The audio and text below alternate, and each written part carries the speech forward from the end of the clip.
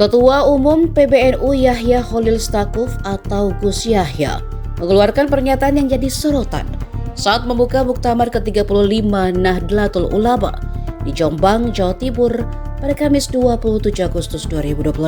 Gus Yahya berharap Presiden Prabowo Subianto bisa kembali hadir dan membuka Muktamar NU pada 5 tahun mendatang atau di tahun 2031. Menurut Gus Yahya, Muktamar NU berikutnya atau Muktamar ke-36 dijadwalkan digelar pada 2031. Ia berharap Prabowo yang saat ini menjabat sebagai presiden kembali menjadi orang yang membuka forum tertinggi organisasi tersebut. Prabowo lalu merespon itu dengan mengatakan akan mengikuti kehendak Tuhan. Ia juga mencoba memaparkan keterkaitan angka Muktamar NU dengan angka favoritnya. Seperti Muktamar ke-35 yang jika dijumlahkan menghasilkan angka 8, di mana saat ini Prabowo menjabat Presiden RI ke-8. Begitu juga Muktamar ke-36 NU nantinya di tahun 2031, yang ketika dijumlahkan menjadi angka 9, ditambah 4 dari penjumlahan 3 dan 1 menjadi 13.